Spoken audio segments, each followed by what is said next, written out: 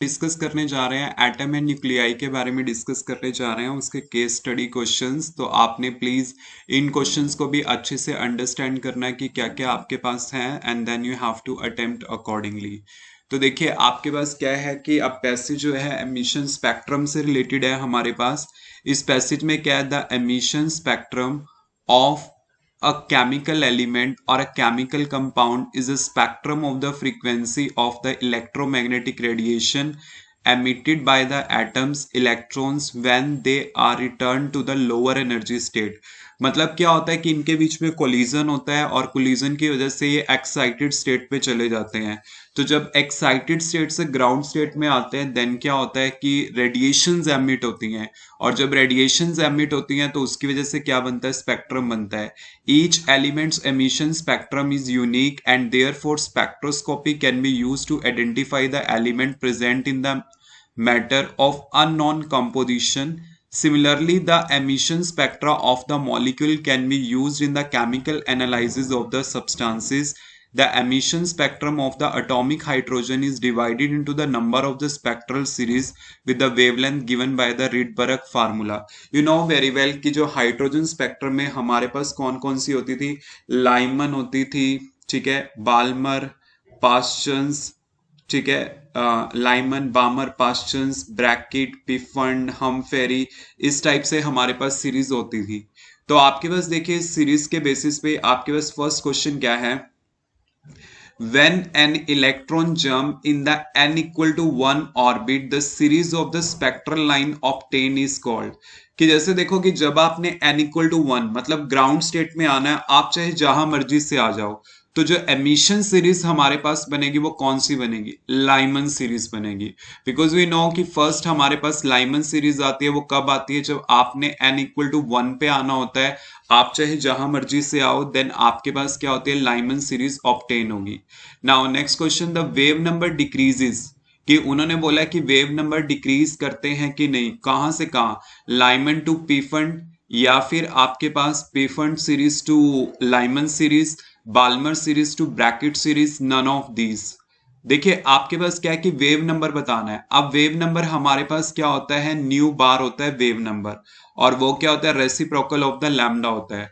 मतलब उन्होंने बोला है कि डिक्रीज करते हैं कि नहीं, डिक्रीज वहां पे करेंगे जहां पे वेवलेंथ क्या होगी, मैक्सिमम होगी।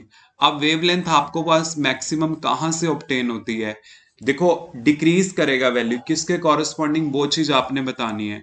तो देखिए इसमें हमारे पास क्या हो सकता है आंसर, यहां पे देखिए Lyman nu bar equal to 1 upon lambda है, एंड वी नो कि आपके पास 1 अपॉन लैम्डा क्या होता है, R 1 by n1 square minus 1 upon n2 square, ये हमारे पास होता है। ठीक है, या तो आपके पास देखो बाल्मर टू ब्रैकेट तो बनता ही नहीं है, या तो लाइमन टू पी फंड होगा, क्योंकि सीरीज के अकॉर्डिंगली अगर देखा जाए, या पी फंड टू लाइमन होगा। अब देखो आपने n इक्वल टू 1 पे आना है, आप चाहे जहां मर्जी से आ जाएं, ठीक है, और आपको जहां पे वेवलेंथ ज्यादा ऑब्टेन होगी ना, तो इसका मतलब वेव नंबर वहां पे क्या होगा, आपके पास कम होगा। मतलब ये बताना है कि डिक्रीज मतलब सबसे पहले ज्यादा वैल्यू, फिर उसके बाद कम वैल्यू, ठीक है, फिर उसके बाद और कम, डिक्रीज करना है रेगुलर, पहले सबसे ज्यादा वैल्यू लेनी है। सबसे ज्यादा वैल्यू किसके लिए होगी, लाइमन के लिए होगी ना, बिकॉज यू नो कि लाइमन के लिए आपके पास क्या होगा, यहां पे लाइमन सीरीज के लिए वेवलेंथ क्या होगा, आपके पास मैक्सिमम हो जाएगा, because energy difference first series के लिए है वो कम होगा। अगर फ्रीक्वेंसी डिफरेंस आपके पास कम होगा तो इसका मतलब वेवलेंथ क्या होगी, ज्यादा होगी। तो ज्यादा से कम डिक्रीज करना है, तो डिक्रीज कहां से कहां करेगी, वो लाइमन टू पी फंड करेगी। क्लियर, तो आपके पास इसका आंसर क्या होगा, लाइमन टू पी फंड होगी। मतलब अच्छे से आपने अटेम्प्ट करना है कि डिक्रीज कर रही है, डिक्रीज कहां से कहां करेगी, लाइमन टू पी फंड करेगी। तो इस टाइप से आपने इसको याद रखना है। अब देखिए नेक्स्ट क्वेश्चन है, विच of the series lying in the Lyman series of the EM spectrum. आपको पता है लाइमन होती है, बाल्मर होती है, पास्चन्स होती है, ब्रैकेट होती है, पी फंड होती है। तो आपको पता है कि फर्स्ट जो होती है वो यूवी रीजन में लाई करती है, अगली जो होती है वो विजिबल में लाई करती है, उसके बाद सारी जो होती हैं वो आईआर रीजन में लाई करती हैं, इंफ्रारेड में।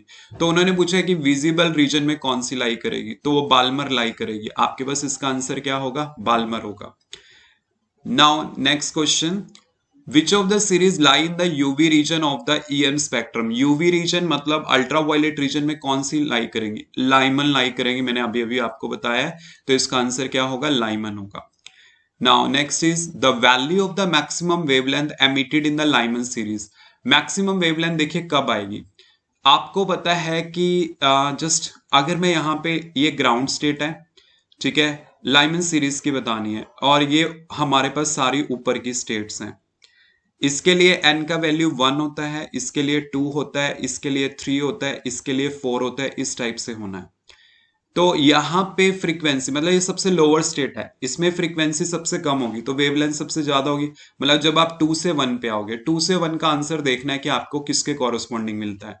तो देखिए फार्मूला क्या है मेरे पास, फार्मूला है इस टाइप से, 1/λ equal to r 1/n1 square. n1 मतलब 1 पे आना है, कहां से आना है आपने, 2 से आना है, तो इसको मैंने लिख दिया 2 का स्क्वायर। तो यहाँ पे क्या आ गया, ये r, और यहाँ पे आएगा ये 1 माइनस 1/4।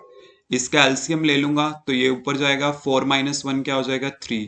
तो ये क्या बन जाएगा, 3r/4। तो लैम्डा का वैल्यू क्या आ जाएगा, 4/3r। और 4/3r कहाँ पे आ रहा है, ऑप्शन नंबर बी में। तो आंसर क्या होगा, ऑप्शन नंबर बी, 4/3r। इस टाइप से हमने अटेम्प्ट करना है, मतलब कॉन्सेप्ट अच्छे से क्लियर होना चाहिए, पैसेज अच्छे से क्लियर होना चाहिए। पैसेज से जस्ट आपको ये इन्फॉर्मेशन मिलेगी, मतलब वो किससे रिलेट करता है क्वेश्चन, एग्जैक्टली कोई फर्दर इन्फॉर्मेशन नहीं, बट जस्ट आपको ये पता चल जाएगा कि पैसेज आपका किससे रिलेट करता है। Clear, any doubt?